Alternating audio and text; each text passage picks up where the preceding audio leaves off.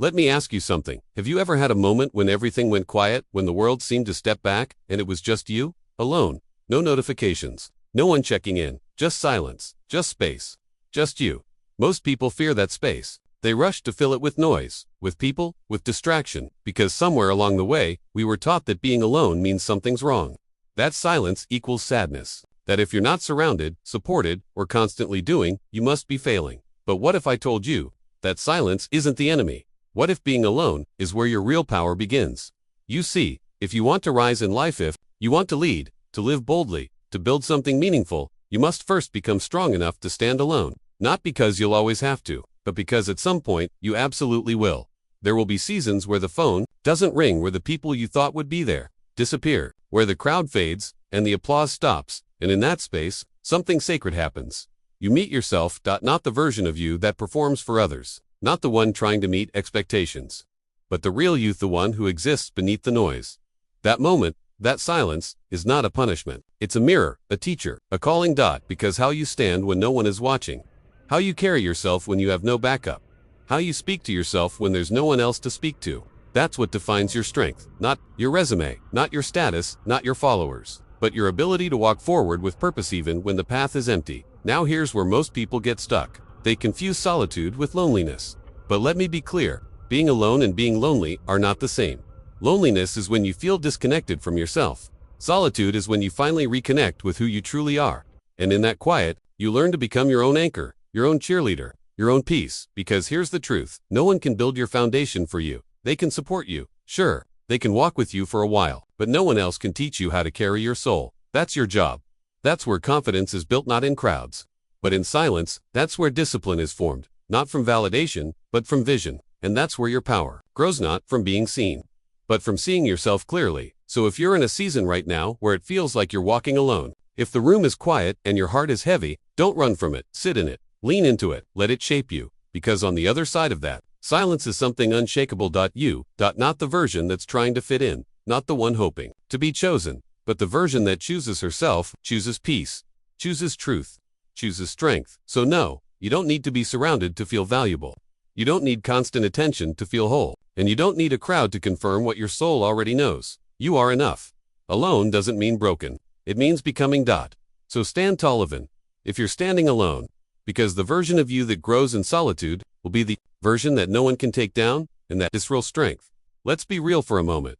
There will be days when your phone doesn't ring, when no one checks in, when the world keeps spinning and it feels like it forgot you exist. Those are the days that test you. Those are the days that reveal your strength, because it's easy to feel strong when you're surrounded by support, when people believe in you, cheer for you, hold space for you. But real strength, it shows up in the silence. It shows up when the applause stops, when no one is watching, and you keep showing up anyway. You see, too many people are addicted to approval. They don't even realize it. They measure their worth based on how many likes, how many comments, how many people say, "I see you." But here's the truth. You can't build a meaningful life on the unstable foundation of outside validation, because the moment it disappears, does your sense of self. So, let me ask you, who are you when no one is clapping? Who are you when the plan falls apart? When the relationship ends? When your efforts don't get noticed? That version of you, that quiet, gritty, resilient version, that's the one you need to meet. That's the one who will carry you when everything else falls away. And yes, it hurts when people walk away. Yes, it stings when the plans you worked so hard for unravel. But strength doesn't mean you don't feel the pain. Strength means you feel it all and keep going anyway. You cry, but you don't quit. You break, but you don't abandon yourself. You bend, but you don't fold. That's power. That's the kind of strength no one can take from you, because it wasn't given to you by anyone else. You built it. Through the disappointments, through the late nights, through the doubt and the silence. And once you build that kind of strength, you stop chasing after people who never saw your value. You stop explaining your worth to those who don't have the eyes to see it. You stop needing people to stay, because you know you'll be okay, even if they go. You become the kind of person who can be your own reminder, your own motivation, your own lifeline. Because one day, someone's going to look at you and think, wow, how are they still standing? And you'll know the answer. It's not because life was easy. It's not because you always felt strong. It's because you chose not to give up on yourself, even when others did. You became your own source of strength. So today, if life feels heavy, if people have gone quiet, if plans are falling apart around you, pause, breathe, and remember, this is your proving ground. This is where unshakable strength is built. Not from being numb, not from pretending, but from choosing day after day To keep moving forward, even when no one else claps. So walk on, not because someone told you to, but because you decided to believe in yourself. That's the kind of strength that can't be shaken, and that's the kind that lasts. Let's talk about something most people avoid. Silence, not just the kind where there's no sound. I'm talking about the kind of silence that surrounds your life when everything slows down, when the people leave, when the plans fall apart, when the distractions stop working. And suddenly, it's just you and the quiet. Now, if you're like most people, you've been taught that silence means something's wrong. That if your phone isn't buzzing, if your calendar isn't full, if your life isn't loud, then you must be doing something wrong. But here's the truth. Silence isn't failure. Isolation isn't weakness. In fact, some of the most powerful transformations in your life will happen in the quiet. Asterisk, you see, isolation isn't about being punished. It's about being prepared. In the silence, the masks come off. There's no one to impress, no one to pretend for, and that's when you finally meet you. Not the version of you that shows up on social media. Not the version of you that plays nice just to keep the peace. But the raw, unfiltered, fully human version, the one with doubts, dreams, fears, and fire. The one you've been running from, in all the noise, because the truth is, when you're surrounded all the time, it's easy to perform. It's easy to avoid. It's easy to stay busy and call it purpose, but purpose doesn't come from movement alone. It comes from meaning, and meaning is discovered in the stillness. So don't run from the quiet. Don't numb the silence. Because what feels like emptiness is actually space. Space for healing. Space for clarity. Space for a new version of you to rise. Have you ever thought about this? A seed has to be buried in darkness before it can grow. Gold is purified in fire before it shines. And diamonds, they're formed under pressure, in silence, beneath the surface where no one is watching. That's isolation. That's transformation. When you're alone, you start hearing your own thoughts without everyone else's opinions layered on top. You start noticing your patterns without someone else to blame. You start facing your fears because there's no one else to carry them for you. And in that process, something sacred happens. You stop pretending. You stop performing. And you start becoming. You meet a version of yourself you've never truly known. The one who doesn't need applause to stay focused. The one who can keep building even when nobody's watching. The one who has fire in their soul and peace in their presence. That version. That's the version you'll need when life tests you. When things fall apart. When the support disappears. When the storm comes. Because here's the hard truth. It's not a matter of if you'll be tested. It's when. And when that moment comes, when you're standing in the dark, unsure of what's next, you'll be grateful you met the real you in the silence. So don't resent isolation. Respect it, because it's in the isolation that you find your identity. It's in the silence that your soul speaks the loudest. It's in the moments when no one sees you that you finally start seeing yourself. So if you're in a season of quiet right now, lean in. Don't fight it. Don't fill it. Feel it, because what you're going through isn't a breakdown. It's a breakthrough. And the version of you that walks out of this season will be wiser, stronger, and completely unstoppable. Let me ask you something personal. When was the last time you truly felt at peace? Not distracted, not entertained, not busy, but still, quiet. Hold. You see, in a world that constantly screams for your attention, peace has become a rare treasure. And yet, we keep trading it for noise. We scroll endlessly through social media hoping to feel connected. We say yes to things we don't want to do, just to avoid awkward silence. We surround ourselves with people not because they uplift us, but because we fear being alone with ourselves. But here's what I've learned, and maybe you've felt it too. Peace isn't something you find in a crowded room. Peace doesn't show up just because someone says they love you. True peace, real, lasting, soul-deep peace comes from within. It starts when you stop outsourcing your worth. When you stop waiting for the crowd to clap before you believe in yourself. When you realize that you are valuable, even in your quietest moments. Let me be clear. You don't need someone's attention to be worthy. You don't need to be seen to be significant. You don't need to be surrounded to feel complete. You were whole before the noise. You were worthy in the silence. You were enough before anyone ever told you so. But here's the dangerous part. When you don't know that, you'll chase noise like it's nourishment. You'll cling to relationships that drain you. You'll beg for recognition from people who don't even know who they are. And slowly, without realizing it, you'll trade your peace for their presence. You'll sacrifice your stillness just to be noticed. And that, it is far too high a price. Because when you finally learn to love yourself, when you realize that your identity is not tied to applause or attention, you become dangerous. Dangerous to mediocrity. Dangerous to manipulation. Dangerous to anything and anyone that once fed off your insecurity. You stop accepting crumbs when you've learned how to feed your soul. You stop shrinking to fit spaces that were never built to hold your full truth. And that's when the game changes. That's when you become the kind of person who doesn't need to be chosen because you already chose yourself. You're not arrogant. You're aware. You're not distant. You're discerning. You're not selfish. You're sovereign. You know the cost of peace now, and you're not willing to pay with your energy. your joy, or your dignity ever again. So let me leave you with this. Not everyone will understand your calm. Not everyone will celebrate your boundaries. Not everyone will like your silence. And that's okay, because peace isn't about making others comfortable, it's about staying true to yourself. Even when it's misunderstood, you don't have to explain your stillness. You don't have to justify your distance. You don't have to trade your clarity for chaos just to be seen. You are not here to be loud. You are here to be aligned. You are not here to chase noise. You are here to protect your purpose. So the next time the world tries to convince you that you're not enough unless you're louder, faster, or more visible, remember this: peace is your power, and anyone who asks you to give it up doesn't deserve to walk with you. Let me tell you something that might just shift how you see your everyday life. Peace is not passive. It's not something that just happens. It's not what you feel when everything around you is quiet or going your way. Real peace, the kind that anchors your soul, is something you build, something you protect, something you choose over and over again. But here's the challenge. We live in a world that pulls at our attention from the moment we open our eyes. People, platforms, expectations, opinions, it's all noise, all the time. And somewhere along the way, we started believing that being available to everyone meant being kind. That saying yes meant we were strong. That constantly giving meant we were doing the right thing. But let me ask you this: at what cost? Your energy, your focus, your peace. Because the truth is, no one has the right to demand your time, your mind, or your energy just because they want it. You are not required to pick up every phone call. You are not obligated to respond to every message immediately. You are not selfish for taking space. You are not rude for choosing quiet.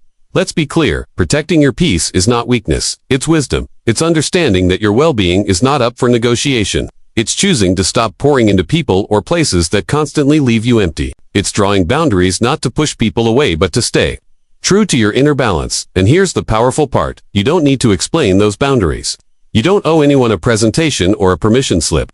You don't have to justify why something doesn't feel right. If it disturbs your peace, if it drains your soul, if it pulls you out of alignment with who you're becoming, you have the right to walk away.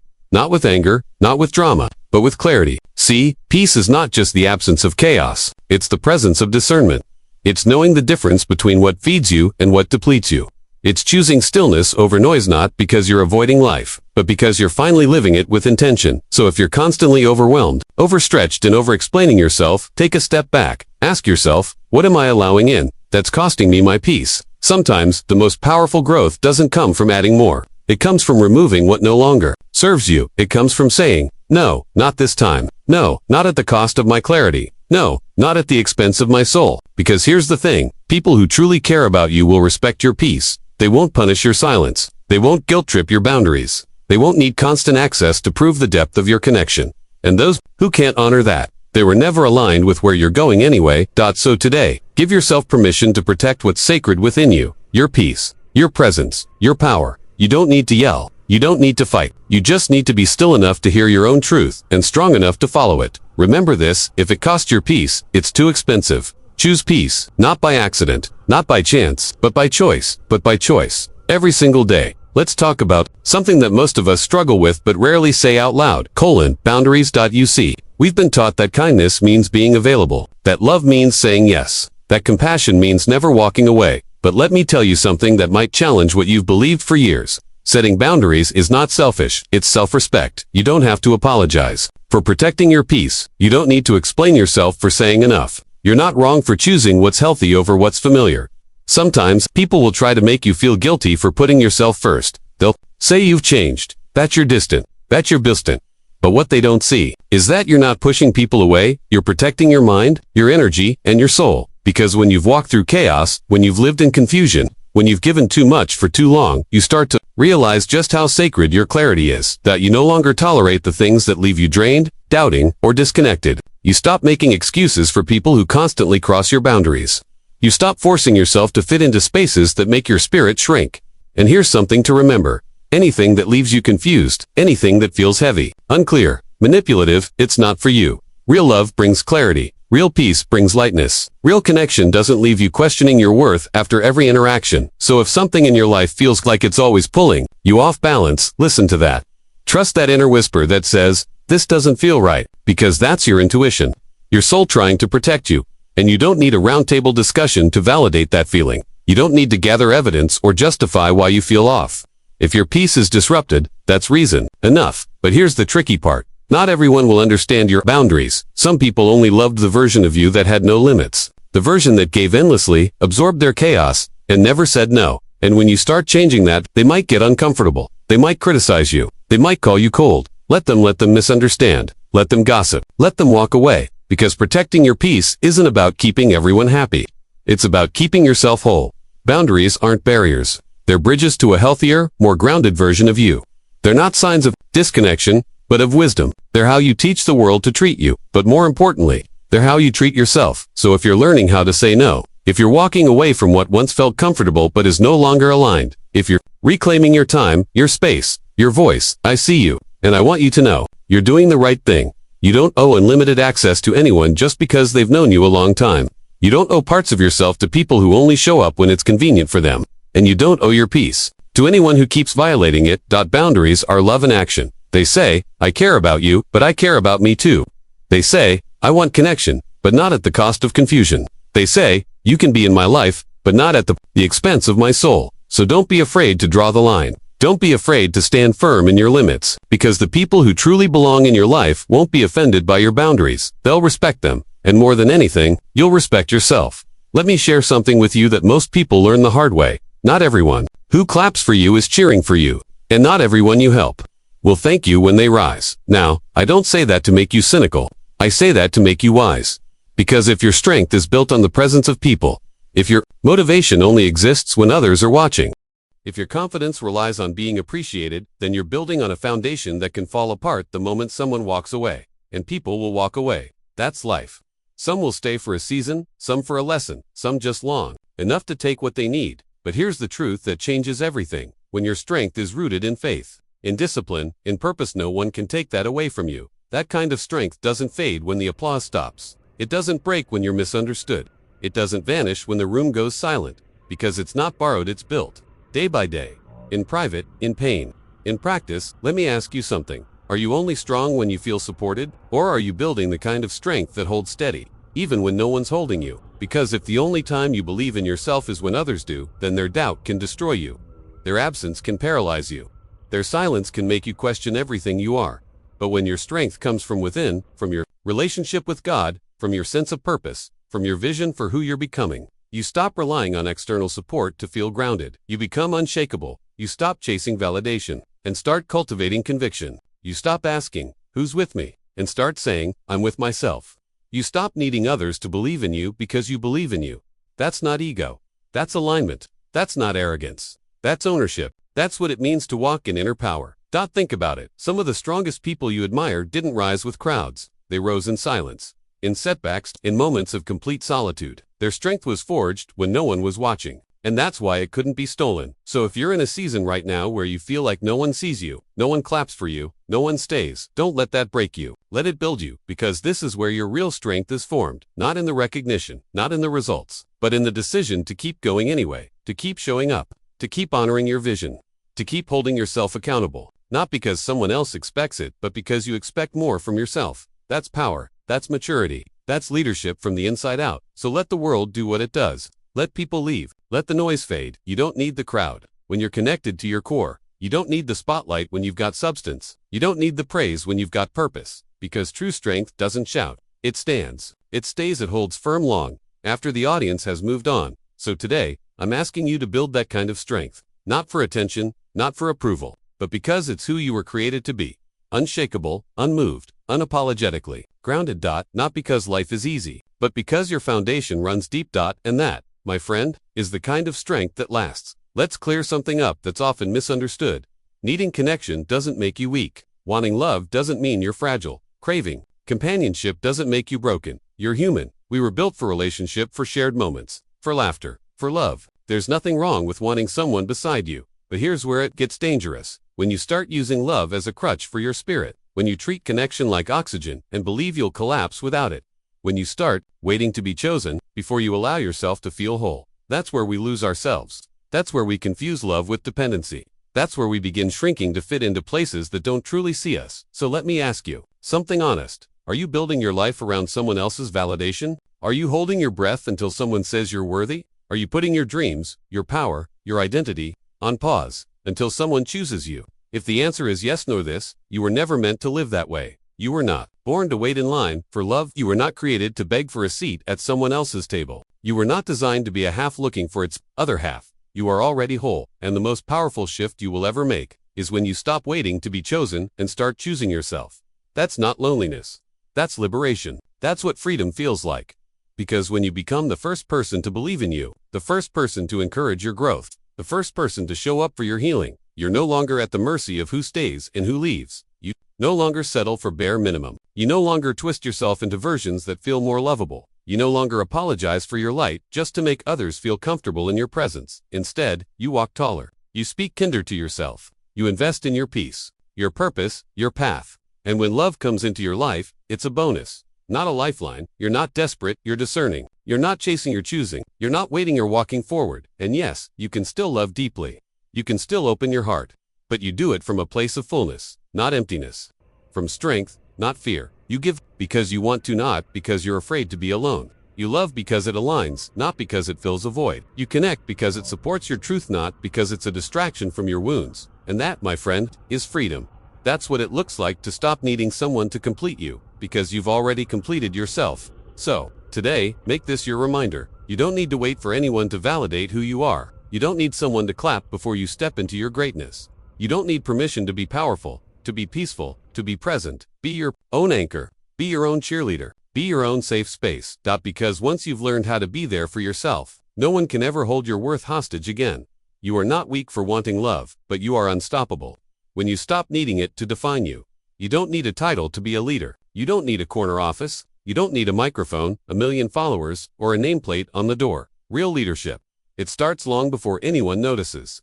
It begins in silence. It starts with how you lead yourself in your thoughts, in your habits, in the way you show up for your life when no one's keeping score. You see, we live in a culture obsessed with visibility, with applause, with recognition, but true leadership isn't born in the spotlight. It's forged in the shadows. It's built in those quiet, unseen moments when you choose discipline over comfort. When you stay consistent, even when no one is watching. When you keep showing up not because someone told you to, but because something inside you refuses to quit. Let me ask you something. What do you do when no one is clapping?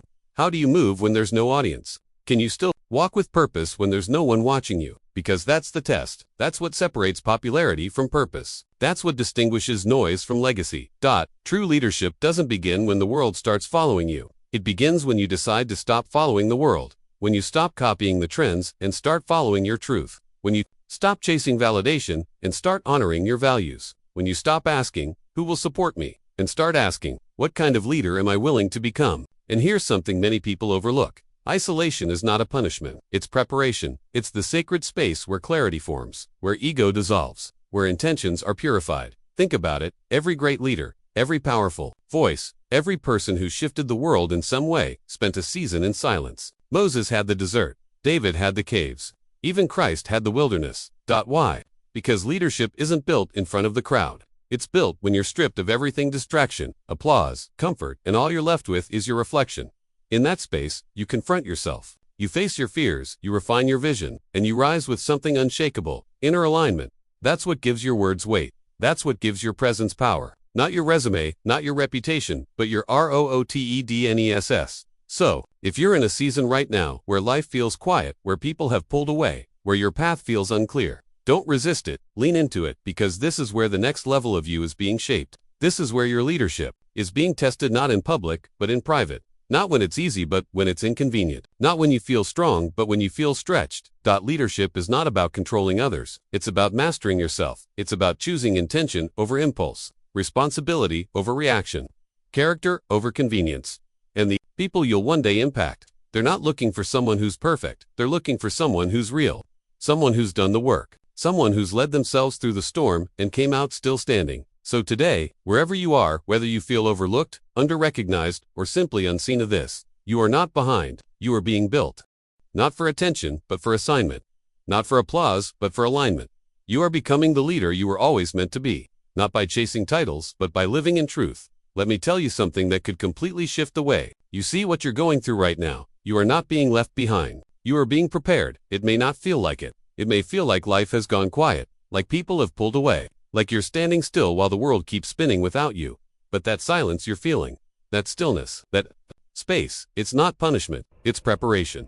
Because you are not a victim, you are a warrior, a builder, a soul being carved and called toward something deeper. And if you're wondering why the path has felt so isolating lately, if you've been asking, why does this feel so lonely? Then let me remind you of a truth that every strong soul eventually comes to understand. Separation often comes before elevation. You're not being rejected. You're being refined. You're not being excluded. You're being equipped. You're not being forgotten. You're being focused.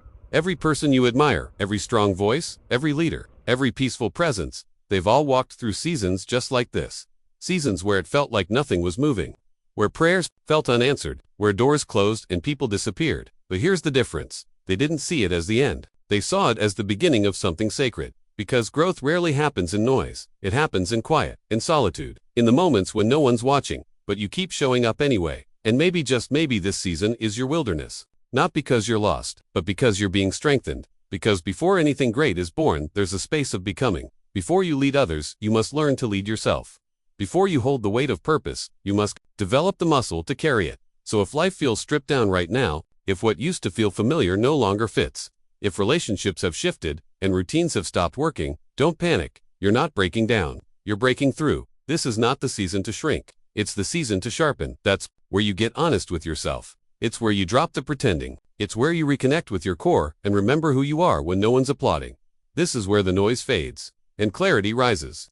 This is where external approval becomes irrelevant because you've learned how to validate yourself. This is where fear loses its grip and purpose takes its place. So stop telling yourself that you're behind. You're not behind. You're on assignment. You're not being overlooked. You're being called to look inward. You're not stuck. You're being still so that something can shift. You are not being left. You are being led. And the next time you're tempted to see your quiet season as a failure, remember, the seed must go underground before it can grow. The warrior must train in private before they rise in public. You're not being abandoned. You're being anointed. So hold your head high. Keep walking. Keep listening. Keep trusting the process because this quiet season, it's the birthplace of your next chapter. You're not who you were, and you're not yet who you're becoming, are right in the middle of transformation. And trust me, when it's time to rise, you'll be ready because you stayed. You believed. You surrendered to the silence and came out stronger. So no, you are not alone. You are becoming.